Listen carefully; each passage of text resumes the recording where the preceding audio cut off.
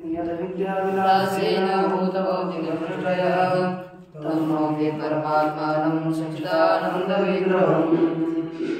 श्री भगवान परमात्मा श्री ज्ञानोबा जगद्गुरु तुकाराम महाराज, श्री संत एकनाथ महाराज, आदि गुरु श्री शंकराचार्य इत्यादि सब संतों की अलौकिक प्रेरितों की ऐसी कृपा से वेदांत परिभाषा के विचार के लिए हम लोगों ने आरंभ किया हुआ है। वेदांत परिभाषा के प्रथम श्लोक का विचार हुआ। अब कोई भी ग्रंथ करते समय मंगलाचरण होना चाहिए था।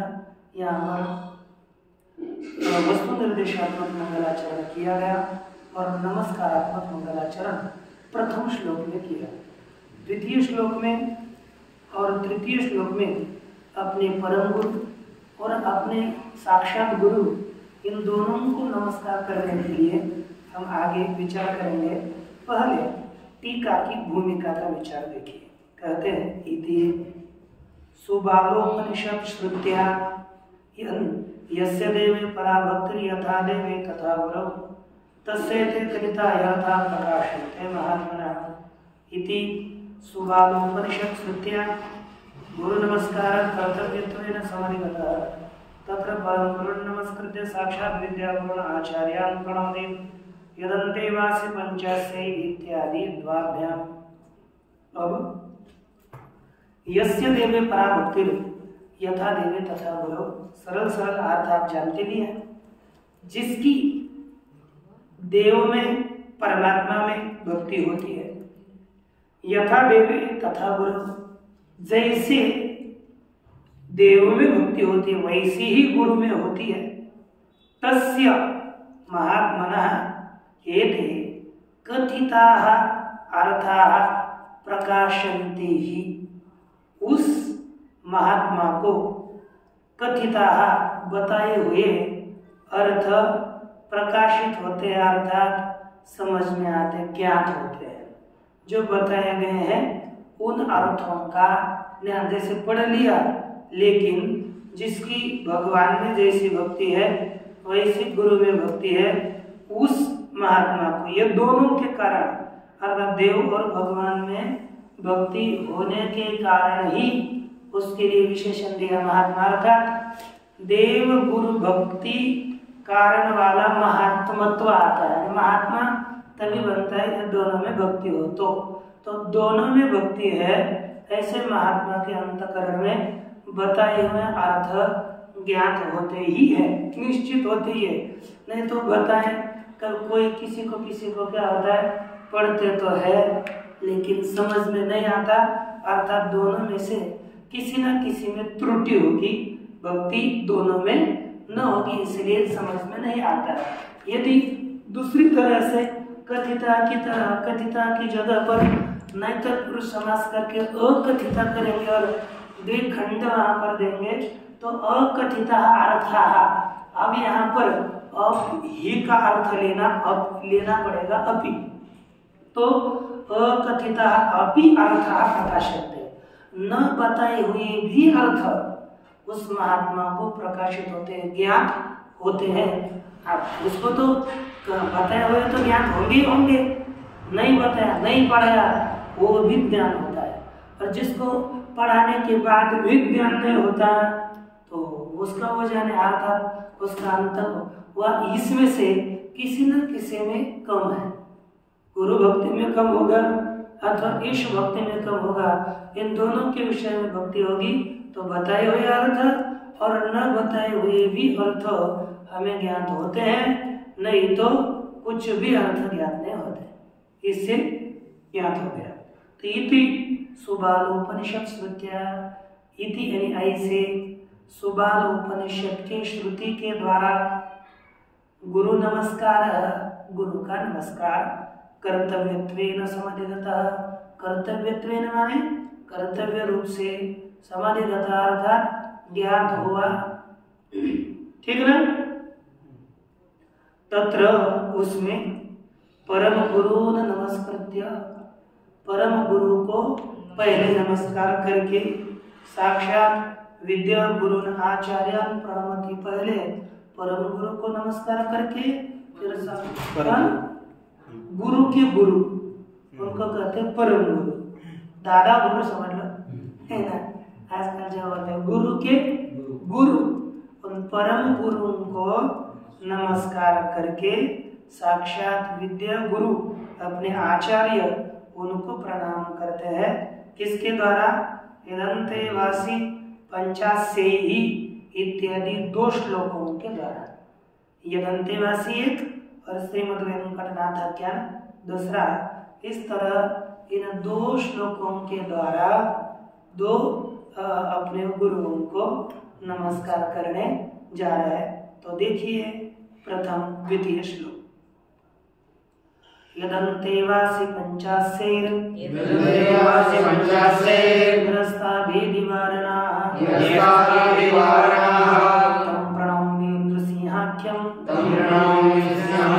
यतीन्द्रं परमं गुरुं। अच्छा,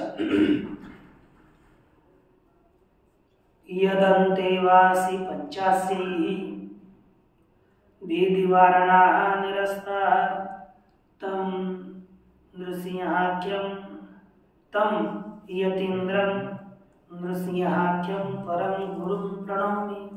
यह अर्थ अन्वय, उसका अर्थ यदंतेवासी पंचास्यैहि, अर्थ क्या हो गया? यद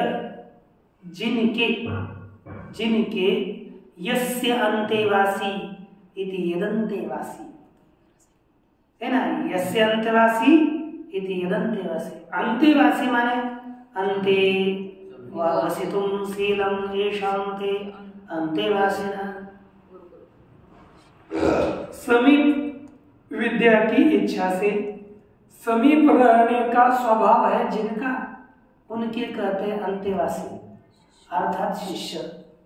विद्या की इच्छा से उनके समीप रहने की इच्छा है जिनको, वे हो गए अंतेवासी। अंतेवासिनश्चते पंचास्याः इति अंतेवासिन पंचास्याः। अंतेवासी शिष्य रूपी पंचास्य। पंचास्य शब्द का अर्थ है सिंह। सिंह क्यों कहा? क्योंकि पंचास्य सिंह कैसा होता है ना, सिंह की नजर सभी ओर जाती है। सिंह पीछे देखना है तो सीधा पीछे देख सकता है, सिंह आगे देख सकता है, सिंह ऊपर देख सकता है, सिंह इधर इधर, सभी 5 ओर, पीछे आगे 2, बाएं 3, दाहिने 4 और ऊपर 5 भी। और नीचे तो क्या होता है, उसको बताने की आवश्यकता नहीं। तो 5 भी और सिंह का मुख रहता है, इसीलिए पंच आस्यानी अर्थात 5 और मुख है जिसका, उसे कहते हैं पंचास्य अर्थात सिंह। तो यद अंतेवासिना से पंचास्य, अंतेवासी पंचास्य यानी शिष्य रूपी सिंह। तो यस्य अंतेवासी पंचास्य इति यदंतेवासी पंचास्य, जिसके शिष्य रूपी सिंह, उन्होंने तृतीय व्यक्ति, जिनके शिष्य रूपी सिंहों ने क्या किया? भेदी वारणा निरस्ता। भेदी जो द्वैती है ना, भेद अस्ति अस्मिनिति भेदी, तो भेदवादी द्वैती भेदी वारणा, भेदिनश्चते वारणः, वारण माने हाथी, तो भेदिनश्च वारणः इति भेदी वारणः, जो द्वैती रूपी हाथी, जिनके शिष्य रूपी सिंहों ने द्वैत रूपी हाथियों का निराश किया, उनका खंडन किया, मार डाला, समझ लो, है ना। उन तम यतीन्द्रम, जिनके शिष्यों ने सब कुछ पराक्रम किया, उन यतीन्द्र यतिश्रेष्ठ नृसिंह नामक नृसिंहाख्यम, नृसिंहम आख्या यस्य सह नृसिंहाख्य तम, नृसिंह नाम वाले परम गुरु को प्रणमामि, मैं उन यति श्रेष्ठ नृसिंह नाम वाले परम गुरु को प्रणाम करता हूं। इस तरह इस द्वितीय श्लोक का अर्थ है। सिंह को मारने के लिए ये हाथियों को मारने के लिए एक ही समर्थ है, वो अर्थात सिंह। व्याघ्र भी नहीं, व्याघ्र की भी हाल कर देता है सिंह, हाथी। व्याघ्र भी नहीं चल सकता, सिंह ही। हाथी को अपने कब्जे में ले सकता है तो सिंह, और कोई नहीं। ऐसे द्वैती को हरा सकता है तो ये जिनके जो अंत्यवासी शिष्य हैं, इन जिनके यह सिंह ही मार सकते हैं। ऐसे जिनके शिष्य रूपी सिंहों ने वेदवादी रूपी हाथियों को मार डाला, निराश किया, और यति श्रेष्ठ नृसिंह नामक परम गुरु को मैं नमस्कार करता हूँ। गुरु के गुरु परम गुरु, उनका नाम था नृसिंह।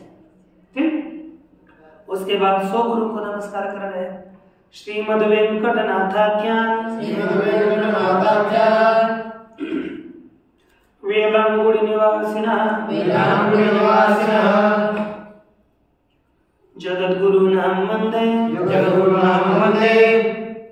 सर्वतंत्र प्रवर्तकान्। अब देखिए अपने गुरु को नमस्कार कर दिया था। वेलांगुड़ी निवासिनः सर्वतंत्र प्रवर्तकान् श्रीमद वेंकटनाथाख्यान जगद्गुरून् अहं वन्दे। अर्थ यहाँ पर कहते हैं कि वेलांगुड़ी निवासिना, वेलांगुड़ी गांव में निवास करने वाले, सर्वतंत्र प्रवर्तकान, तंत्र अर्थात शास्त्र, सभी तंत्रों को प्रवृत्त करने वाले अर्थात सर्व तंत्रों में जो निष्णात है, सभी तंत्रों को जो अच्छी तरह से जानने, सभी तंत्रों को, शास्त्रों को प्रवृत्त कराने वाले, सर्वशास्त्रों के प्रचारक श्रीमद वेंकटनाथाख्यान, श्रीमद वेंकटनाथ नामक जगत गुरु को मैं नमस्कार करता हूँ। इस तरह से अपने प्रथम नृसिंह नामक परम गुरु को नमस्कार किया। उसके बाद आपने वेंकटनाथ नामक अपने खुद के गुरु को नमस्कार किया। जो नृसिंह सरस्वती नृसिंहाख्य परम गुरु हैं, उनके कुछ ग्रंथ है, उनके ग्रंथ है अभी। उसके बाद ये वेदांत अपने वरदराजाचार्य ने अपने दोनों गुरु को नमस्कार किया हुआ है। अब यहाँ पर इन्होंने ईश्वर, गुरु, परम गुरु, इन तीनों को तो नमस्कार किया, लेकिन कभी कभी क्या होता है ना, जब तक ग्रंथकार का महत्व किसी भी पता नहीं चलता, तब उस ग्रंथ में किसी की प्रवृत्ति नहीं होती। तो अब दूसरों ने महत्व बताना चाहिए था, लेकिन इनको लगा अपना महत्व हम ही एक बार बता कर जाते हैं कि देखो, ये बोलते हैं अपने पाठ हम ही था, अभी एक बार उसके ऊपर आशीर्वाद देते हैं। ऐसे इन्होंने हमने क्या क्या इससे पहले काम किए है ना, उसका द्योतन यहाँ पर ग्रंथकार करते हैं। देखो टीका, चिकीर्षितस्य ग्रंथस्य उपादेयता सिद्धये स्वकीर्त्यनुवृत्तये च स्वस्य नानाविध ग्रंथकर्तृताम् आह। चिकीर्षित माने कर्तुम इष्टः, चिकीर्षित करने के लिए इष्ट, ग्रंथस्य यानी ग्रंथ की उपादेयता सिद्धये, उपादेयता ग्राह्यता स्वीकार्यता सिद्ध करने के लिए, यानी करने के लिए इष्ट जो ग्रंथ है उसकी स्वीकार्यता ग्राह्यता सिद्ध करने के लिए स्वकीर्ति अनुवृत्तये च, और अपने खुद की कीर्ति के अनुवृत्ति के लिए, अपने कीर्ति के विस्तार के लिए क्या किया, स्वस्य नानाविध ग्रंथ कर्तृताम्, खुद की, खुद में, स्वस्य का क्या करेंगे, खुद में, खुद के अर्थ खुद में, नानाविध, विध माने प्रकार, नाना प्रकार की ग्रंथ कर्तृता यानी ग्रंथ करते पड़ा मराठी में, अब खुद में अनेक प्रकार के ग्रंथ की कर्तृता बता रहे, अर्थात मैं अनेक प्रकार के ग्रंथ का करता हूँ, अपने में कर्तृत्व सिद्ध करने जा रहे हैं। अब कैसे कर्तृत्व सिद्ध करते हैं तो देख लीजिए। एन चिंता मनोटीका दशटीका विभंजनी तर्क चूड़ामणि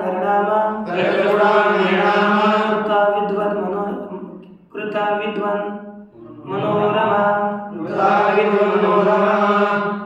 विद्वन मनोरंजन येन चिंता मनो दशटीका विभंजनी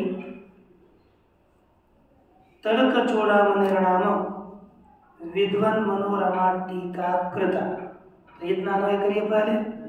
एना अर्थात जिसने दश टीका चिंता मनो, जिस धर्मराज धुरिंद्र ने आगे लिखे तेना, जिसने चिंतामणि में दश टीका, क्योंकि चिंतामणि न्याय का 90 न्याय का मुख्य ग्रंथ है, यहाँ से आगे ही 90 न्याय की प्रवृत्ति हुई है चिंतामणि से आगे।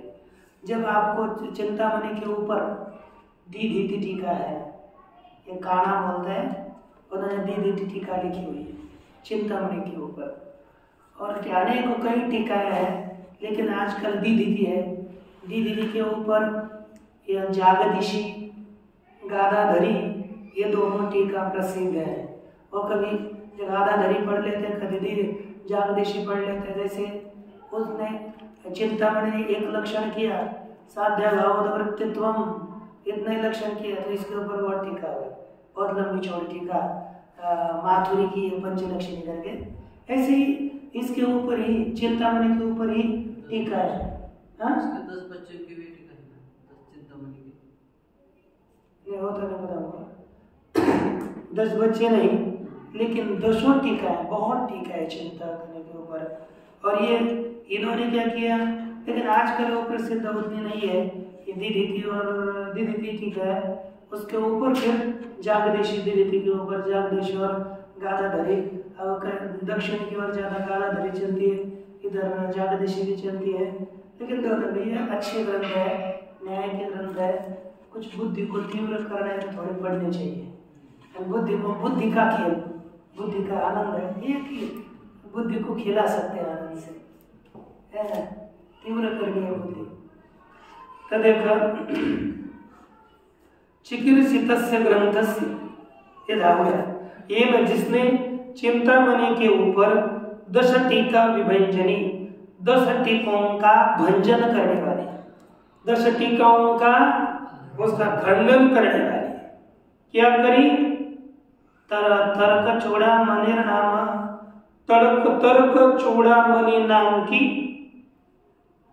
विद्वान मनोरमा, विद्वानों के मन को रमन कराने वाली टीका कृता, टीका करी। जिसने चिंतामणि के ऊपर 10 टीकाओं का खंडन कराने वाली और विद्वानों को मनोरंजित करने वाली टीका करी, वो विद्वान थोड़ा कम होगा क्या, है ना? इसलिए कहा, आगे लिखा, तेन वेदांतानां तेन मंदानां तेन धर्मराजा धुरीन्द्रेण, आगे का बोले, तेन मोदाय मंदानां वेदांतार्थावलंबिने धर्मराजा धुरीन्द्रेण परिभाषा वितन्यते, तेन धर्मराजा धुरीन्द्रेण मंदानां बोधाय वेदांतार्थावलंबिनी परिभाषा वितन्यते। उस तेन धर्मराजा धुरीन्द्रेण, उस धर्मराजा धुरीन्द्र के द्वारा मंदानां बोधाय, मंदा अर्थात अज्ञानी, उनके बोध के लिए वेदांतार्थावलंबिनी, वेदांत के अर्थों का अवलंबन करने वाली परिभाषा वितन्यते, परिभाषा का विस्तार किया जाता है। अब ये उसने की, अर्थात ये ग्रंथ कितना श्रेष्ठ होगा, तो आदमी प्रवृत्त होगा पहले अब टीका देखिए। ननु मोक्ष साधन ब्रह्म ज्ञानस्य शारीरिक मीमांसा श्रवण साध्यत्वेन तत्रैव प्रेक्षावतां प्रवृत्ति उपपत्तिर नैतद् ग्रंथारंभ इति आशंक्य। कहने लगे ननु, ओ सुनो, ओ धर्मराजा धरेंद्र जी, हाँ देखो ना नीचे टीका, उधर पंक्ति दो पंक्ति ये नहीं थी, बाकी है ना इसके नीचे। अरे भाई आप में देखो ना, अरे ग्रंथ का आपके पास और ये मोबाइल वाले ठीक है तेरे। मैं इधर उधर छोड़ करके भी नहीं चलता, क्रम से चल रहा हूँ। ननु मोक्ष साधन ब्रह्म ज्ञानस्य, शंका करने वाला करता हो धर्मराजा धरेंद्र जी सुनो, मोक्ष का साधन कौन है? तो मोक्ष साधन ब्रह्म ज्ञानस्य, मोक्ष का साधन ब्रह्म ज्ञान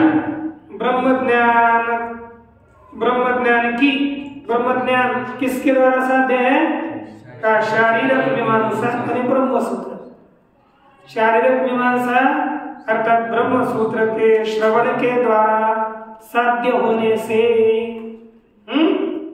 मोक्ष का साधन ब्रह्म ज्ञान, शारीरिक मीमांसा अर्थात ब्रह्म सूत्र के द्वारा साध्य होने से तत्रैव माने ब्रह्म सूत्र में ही प्रेक्षावतां अर्थात बुद्धिमानों की प्रवृत्ति उपपत्ति, प्रवृत्ति की सिद्धि होने से। अब ब्रह्म ज्ञान चाहिए ना ब्रह्म सूत्र पढ़ेंगे, फालतू क्यों वेदांत परिभाषा पढ़ेंगे, है कि नहीं? उसमें प्रवृत्ति होने से नैतद् ग्रंथारंभ, इस ग्रंथ का आरंभ नहीं होगा, नहीं किया जा सकेगा। इति आशंक्य, ऐसी शंका करके आगे बोल रहे, उत्तर दे रहे क्या? मेरा अरे ठीक है, आप जो बोले ना वो तो मैं भी मानता हूँ। ब्रह्म ज्ञान का साधन कौन है? हाँ ब्रह्म सूत्र। ब्रह्म ज्ञान की सिद्धि किससे होगी? ब्रह्म सूत्र से, ये मान्य है। लेकिन अरे बुद्धिमान है वो ब्रह्म सूत्र पढ़ेंगे, है ना? सामान्य मंदा ना, ये मंद लोग हैं, उनको तो कुछ समझ में आना चाहिए ना। इसीलिए देखा मेधावी नाम अति वितत गहन गंभीरेषु सूत्र भाष्यादिषु, मेधावी नाम अर्थात विद्वानों को अति वितत माने विस्तृत, अतिशय विस्तृत, गहन अर्थात गंभीर, है कि नहीं? अतिशय विस्तृत गंभीर ऐसे जो सूत्र व भाष्य इत्यादियों में आदावे व प्रवृत्ति संभवेपि, पहले विद्वानों के ब्रह्मसूत्र उसका भाष्य, इसमें प्रवृत्ति संभव होने पर भी मंद ध्यान अर्थात मंद बुद्धि वालों की प्रवृत्ति तत्र प्रवृत्ति अनुपमत्ते है, ब्रह्म सूत्र में प्रवृत्ति सिद्ध न होने से तद अनुग्रहार्थम, तद माने मंद के ऊपर अनुग्रह करने के लिए एतत् ग्रंथारंभ इति, इस ग्रंथ का आरंभ हुआ, ये ऐसे बताया है।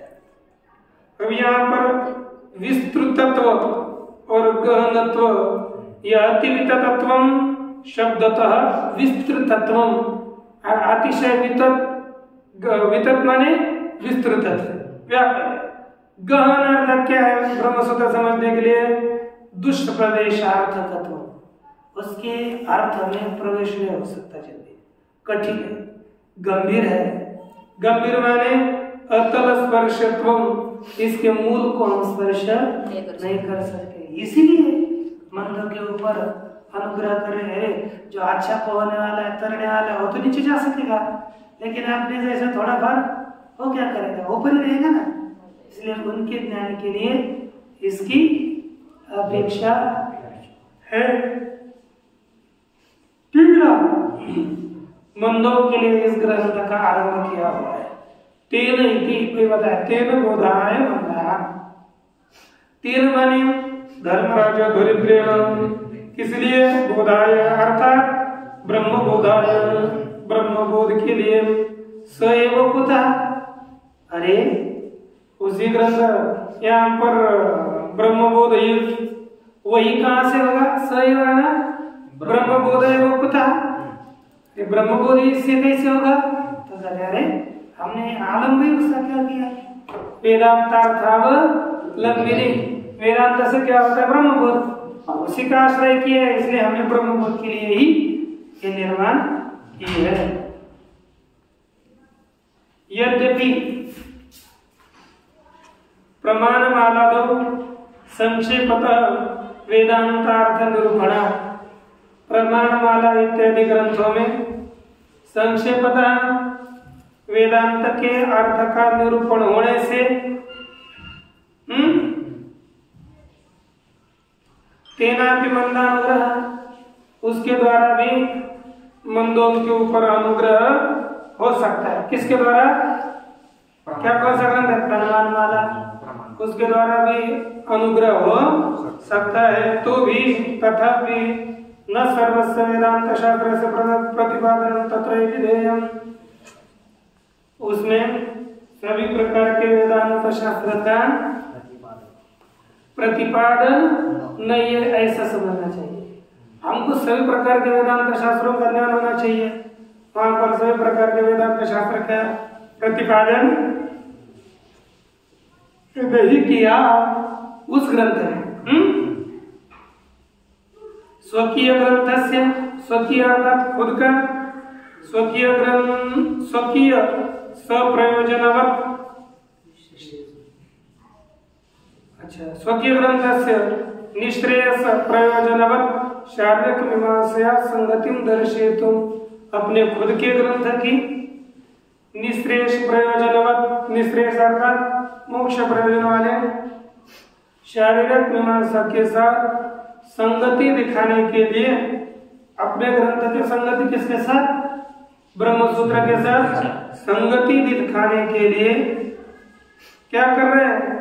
करिष्यमाण प्रमाण रूपस्य, किए जाने वाले प्रमाण के रूपक है ना, किए जाने वाला प्रमाण रूप ग्रंथ, उसकी परंपरा, उसका परंपरा से निष्क्रिय उपयोगम दर्शन, यह ग्रंथ परंपरा से मोक्ष का भी साधन है, यह दिखाते हुए शास्त्र से प्रथम तत्साधनता साधयति, शास्त्र में प्रथम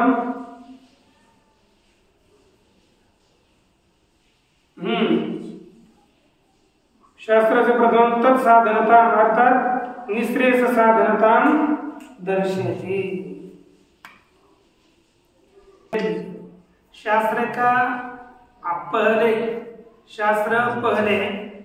शास्त्र में पहले तत्साधनता अर्थात निश्रेयस साधनता, मोक्ष साधनता, मोक्ष का साधन शास्त्र है, यह पहले दिखाते हैं। आगे देखिए मूल यही क्या है, उसको पढ़ लेते हैं पंक्तियां, मूल की कंठस्थ करिए, दिमाग में रखिए। यह खलु धर्मार्थ काम मोक्षार्थेषु चतुर्विध पुरुषार्थेषु मोक्षेव परम पुरुषार्थ न स पुनरावर्तते इत्यादि श्रुत्या तस्य नित्यत्वावधारणा। ठीक, इतरेषां त्रयाणां प्रत्यक्षेण तर्यते कर्मचितो लोकक्षीयते एवमेवात्र पुण्यचितो लोकक्षीयते इत्यादि श्रुत्या च अनित्यत्वावगमः सच ब्रह्मज्ञानादि इति ब्रह्म तज्ज्ञानं तत्प्रमाणं च सप्रपञ्चं निरूप्यते। इस तरह से आगे पन्ना पलट करें, है ना, पुस्तक होने पर पन्ना पलटना चाहिए ना। मूल पढ़ रहा हूं ना मैं, मूल पढ़ रहा है तो मूल पढ़ रहा हूं,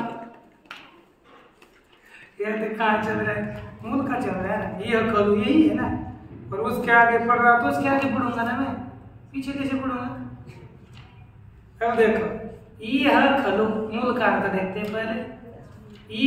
यह अर्थात अस्मिन् लोके, खलु अर्थात निश्चयेन धर्मार्थ काम मोक्षाख्येषु चतुर्विध पुरुषार्थेषु धर्म अर्थ काम और मोक्ष नामक 4 प्रकार के पुरुषार्थों में मोक्ष एवं परम पुरुषार्थ, मोक्ष ही परम पुरुषार्थ है।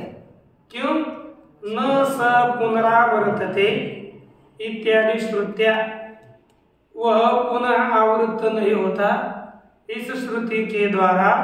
तस्य नित्यत्व अवधारणात्, तस्य यानी मोक्षस्य नित्यत्व अवधारणात्, और नित्य ही परम पुरुषार्थ होता है, बाकी परम पुरुषार्थ नहीं होता। मोक्ष में नित्यत्व का अवधारण होने से मोक्ष ही परम पुरुषार्थ है। अवधारणा निश्चय होने से, के निश्चित करने से,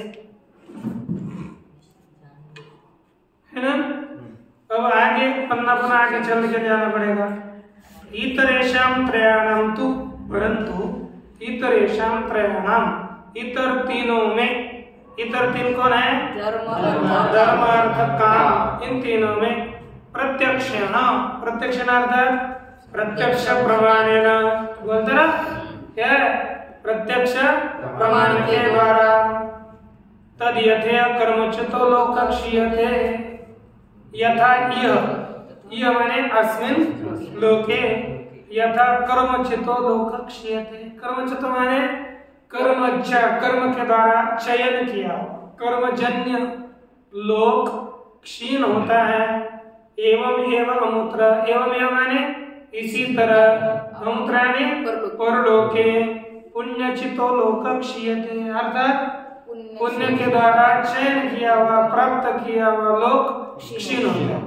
जैसे यहाँ पर कर्मजन्य लोक क्षीण होता है, वैसे ही पुण्य के द्वारा प्राप्त किया हुआ लोक भी क्षीण होता है।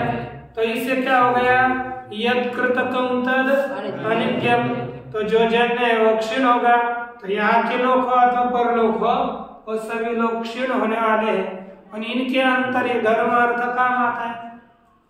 धर्म अर्थ काम ये तीनों भी क्षीण होने वाले होने के कारण, है ना, है ना, इत्यादि श्रुत्या च अनित्यत्वावगमात्, इत्यादि श्रुत्या तृतीय विभक्ति च अनित्यत्वावगमात्, इत्यादि श्रुति के द्वारा अनित्यत्व का ज्ञान होने से, किसमें?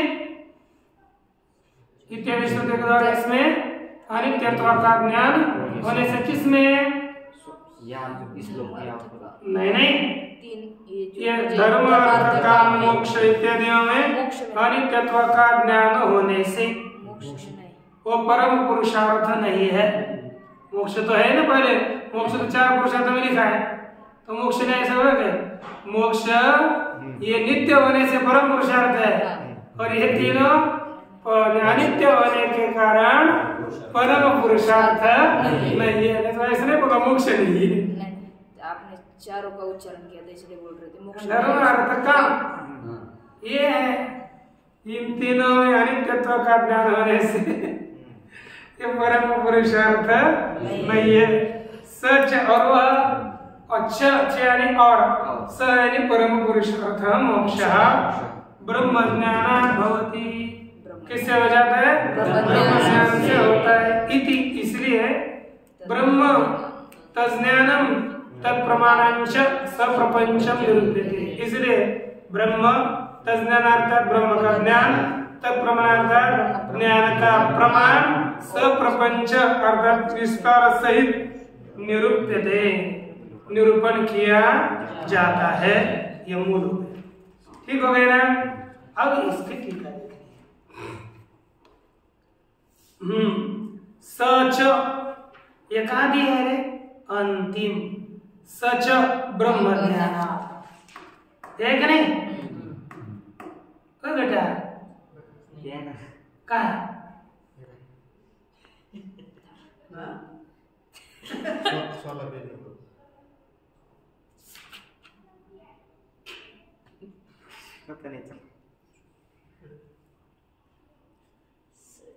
सच, ये टीका कभी भी मूल का व्याख्यान करती है, खुद का नहीं करेगी ना, खुद का करेंगे तो बताएंगे हम, है ना। सच कहाँ दिया है? सच ब्रह्म ज्ञाना कहाँ दिया? 16 में मूल में अंतिम, 16 पेज में मूल के अंतिम में। सच स माने मोक्ष, च यानी और ब्रह्म ज्ञाना आगे जोड़ो भौतिक, और वह मोक्ष ब्रह्म ज्ञान से होता है। इसमें कोई समस्या है?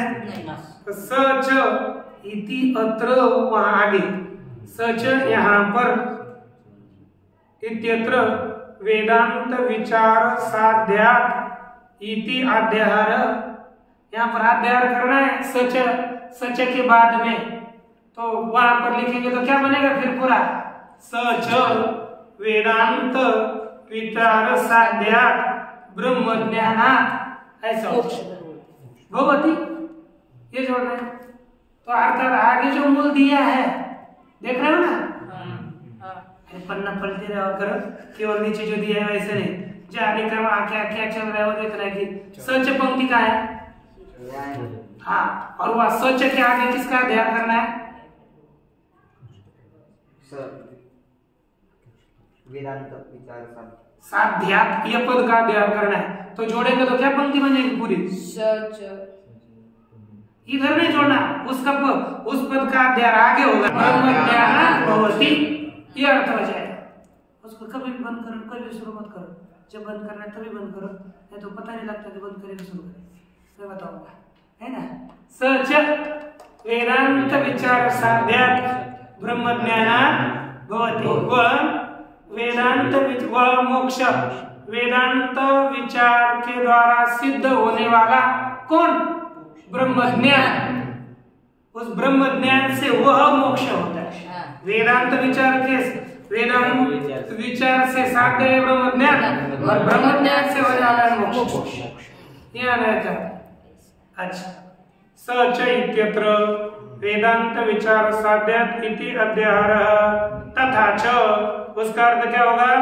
वेदांत विचार साध्यात् ब्रह्म ज्ञानात् मोक्ष एव भवति इति प्रथमम संबंधः। ऐसे पहले अन्वय ऐसा करो पूरे वाक्य का, है ना।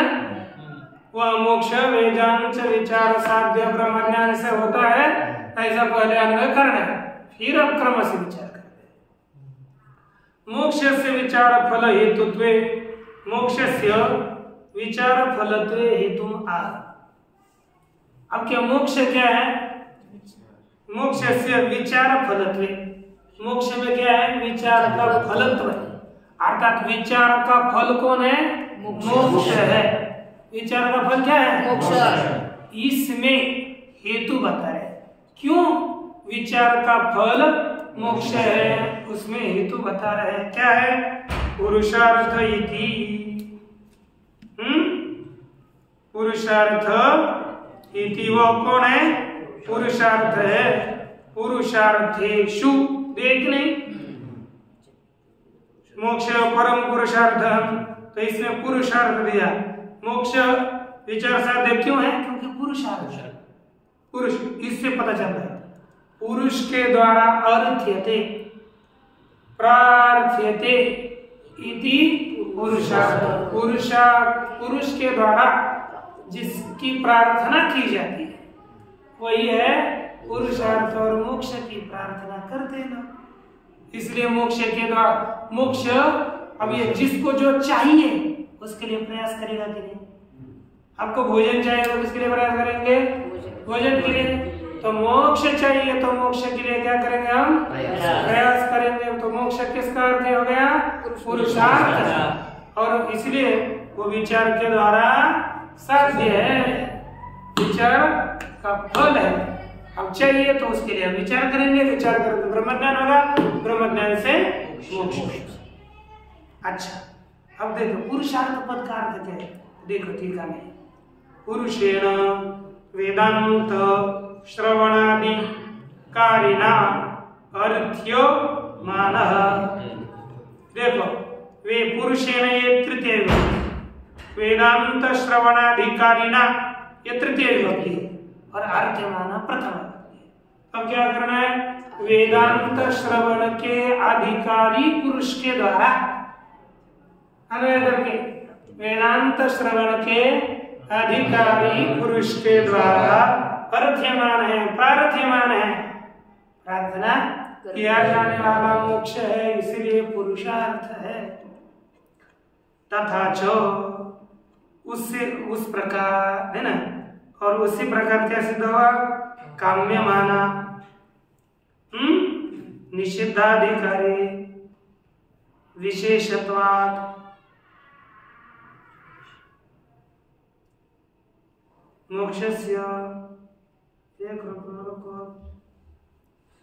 तथा च काम्यमान अनिषिद्ध अधिकारी विशेषण। अधिकारी का विशेषण क्या है? दो। काम्यमानत्वे सति अनिषिद्धत्व। जो पदार्थ काम्यमान है, कामना का विषय है और अनिषिद्ध है, वही अधिकारी का विशेषण है। मोक्ष कैसा काम्यमान है कि नहीं? निषिद्ध है क्या? नहीं। तो काम्यमानत्व और अनिषिद्धत्व जिसमें है वही अधिकारी है। तो काम्यमान अनिषिद्ध अनिषिद्ध ये दोनों अधिकारी के विशेषण होने से सोना नहीं, मोक्षस्य तत्फलता। मोक्ष में किम फलता है? वह विचार फलता है। क्योंकि वेदांत का विचार कौन करेगा? अधिकारी। और अधिकारी का विशेषण क्या है? काम्यमानत्व, मोक्षेच्छुत्व, मोक्ष की इच्छा होनी चाहिए, मोक्षेष्टृत्व है ना, मोक्ष की इच्छा होनी चाहिए और वह अनिषिद्ध होनी चाहिए। तो अधिकारी का विशेषण क्या है?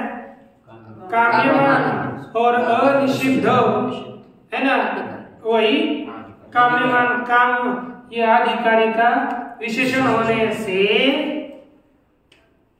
क्या करना है? तत्फलता, मोक्ष उसका फल है और विचार का, वेदांत विचार का फल है, क्योंकि वो काम्यमान है और अनिषिद्ध है, निषिद्ध भी नहीं है। अत्र एव कामनायाम विनिगमकम आह। अत्र माने मोक्ष में ही लोगों की कामना है। अत्र माने मोक्षे एव कामना, या कामना में, मोक्ष विषयक कामना में ही विनिगमक माने एकतर पक्षपातिनी युक्ति बता रहे हैं। क्या बता रहे हैं? एकतर, एक ही पक्ष को सिद्ध करने वाली युक्ति, मोक्ष में ही इच्छा है, इसको सिद्ध करने वाली युक्ति समझो। अत्रैव, इस मोक्ष के विषय में ही कामना है, इसमें क्या बता रहे हैं? युक्ति। विनिगमना माने एकतर पक्षपातिनी युक्ति, तर्क संज्ञा में पढ़े होंगे। एकतर पक्षपातिनी युक्ति बता रहे हैं। क्या युक्ति? मोक्ष ही परम पुरुषार्थ है इसमें, तो कहा परम इति, मोक्ष की इच्छा हो, इसमें हेतु क्या है? परम, केवल पुरुषार्थ नहीं, परम पुरुषार्थ। मोक्ष कैसा पुरुषार्थ है? परम पुरुषार्थ है, इसलिए उसकी चाह करने वाले हैं लोग। जो श्रेष्ठ की इच्छा, मनुष्य श्रेष्ठ को चाहता है तो कनिष्ठ को चाहता है, श्रेष्ठ को ही। तो तीनों के अपेक्षा से तीनों पुरुषार्थ है और मोक्ष परम पुरुषार्थ है, इसलिए मोक्ष की समीक्षा। अच्छा, नित्य इत्यर्थ, इसका तात्पर्य क्या है? मोक्ष कैसा पुरुषार्थ है? नित्य पुरुषार्थ है। कैसा है? नित्य है। तो देखो अब यहाँ पर नित्य पद देने से क्या हो गया? कहते हैं कि परमते, परमते अर्थात नैयायिकादिमते, नैयायिक इत्यादियों के मत में वेदादेवपि, वेद माने आकाश, आकाश इत्यादियों में भी नित्यत्वात्, नित्यत्व होने से, न्यायिक मत में तो आकाश भी नित्य है कि नहीं? आकाश आदि भी नित्य होने से सिद्धांते जीवा विद्यादे अनादित्वात्। और सिद्धांत में, वेदांत सिद्धांत में कौन कौन अनादि है? जीव, अविद्या इत्यादि सभी अनादि होने के कारण, है ना, अब वे भी यहाँ पर वो न हो जाए, है कि नहीं? वो उनमें आवृत्ति न हो, अर्थात उनमें प्रसक्ति न हो जाए, इसीलिए क्या किया? एव इति मोक्ष एव यपत्ति। कौन सा पुरुषार्थ है? मोक्ष ही परम पुरुषार्थ है, बाकी परम पुरुषार्थ नहीं है। एव से दूसरों का निराकरण किया। देखो एवकार, तीन का एव, तीन तरह का एवकार होता है। एव के तीन अर्थ होते हैं, बताए थे ना पूर्व में, क्या क्या है? दूसरे से अन्य योग व्यवच्छेदार्थक एवकार, अयोग व्यवच्छेदार्थक एवकार और अत्यंतायोग व्यवच्छेदार्थक एवकार। तीन प्रकार का अर्थ एवकार होता है। उनमें से यहाँ पर तीनों को समझना है क्या? और बताता ध्यान में रखोगे। देखो, एक है अन्य योग व्यवच्छेदार्थक, दूसरा है अयोग व्यवच्छेदार्थक और अत्यंतायोग व्यवच्छेदार्थक। अयोग व्यवच्छेदार्थक में उदाहरण बता रहा हूं, इसकी व्याख्या सहित बताना पड़ेगा फिर तो।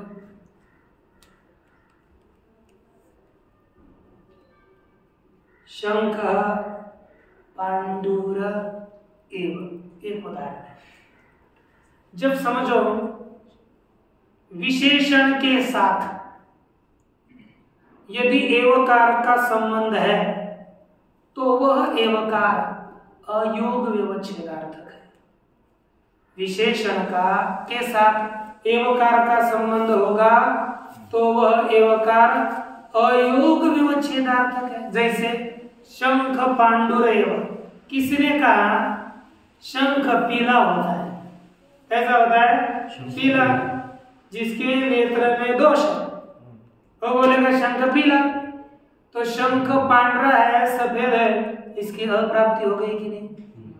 अयोग हो गया।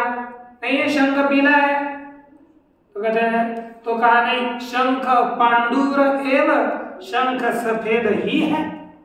तो शंख विशेष है, पांडुर विशेषण है, उसके साथ एव का प्रयोग किया हुआ है। जब एवकार का प्रयोग विशेषण के साथ होता है तो वो अयोग को अलग करता है। अयोग यानी अब यहाँ पर शंख पांडु, शंख पीला है ये बोला था वो व्यक्ति, तो यहाँ पर शंख सफेद है, इसकी अप्राप्ति हुई थी, अयोग हुआ था। उस अयोग को हटाने के लिए शंख पांडुर एव कहना पड़ेगा। शंख पीला ही है, शंख ही पीला है नहीं, शंख पीला ही है। तो यहाँ पर ही का प्रयोग पीला के साथ किया। जहाँ पर विशेषण के साथ एवकार का प्रयोग हो वह अयोग व्यवच्छेदार्थक एवकार होता है। दूसरा, जहाँ पर विशेषण का प्रयोग विशेष्य के साथ होता है, किसके साथ? विशेष्य के साथ, और अन्य योग व्यवच्छेदार्थक होता है। ध्यान दीजिए, एवकार का प्रयोग लिख कर भी रखना चाहिए, कैसे भी रखो, लेकिन ध्यान में रखना चाहिए जहां पर एवकार का प्रयोग विशेष्य के साथ होता है वह अन्य योग व्यवच्छेदार्थक एवकार होता है। जैसे पार्थ एव धनुर्धर, पार्थ एव धनुर्धर ये विशेषण है, पार्थ विशेष है और एवकार का प्रयोग पार्थ के साथ किया।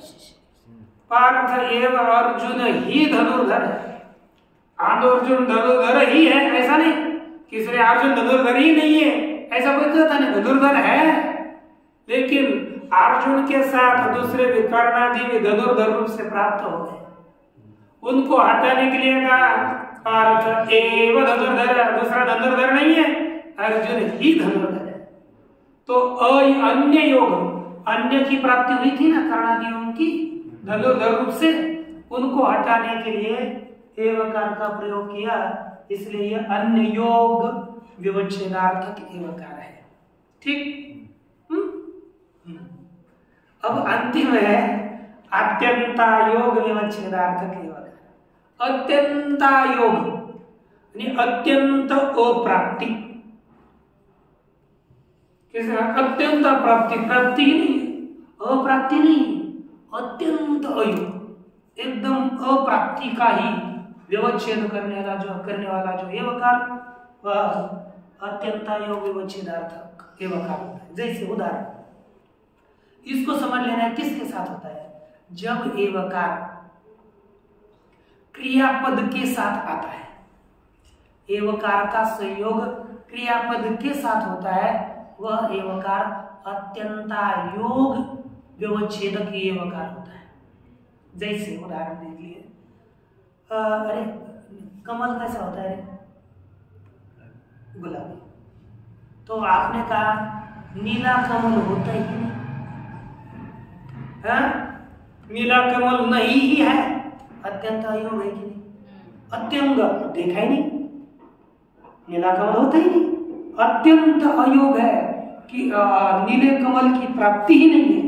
तब किसी ने वाक्य प्रयोग किया नीलम अब्जम भवत्येव, नीला कमल होता ही है, अत्यंत अप्राप्ति थी, उसकी प्राप्ति कराई, नीला कमल होता है, अप्राप्ति थी ना तो कहीं पर होगा, लेकिन नीला कमल होता है। यहाँ पर क्रियापद के साथ योग एवकार आ गया, तो ये अत्यंता योग विवच्छेदार्थक एवकार है। समझ में आया? हाँ। सुंदरते ध्यान उभयवरी करकटावरी ठेवरिया, तुळशी गळा काशी पितांबर आवडे निरंतर हेची ध्यान, हेची एवकार चकार, ये ध्यान दीजिए। अब यहाँ पर आप बुद्धि लगाओ, है क्या वहां पर विशेषण है, विशेष है कि दूसरा कोई है, वह बुद्धि लगाओ, मैं यहाँ लगाता हूं। अब यहाँ पर ये देखिए,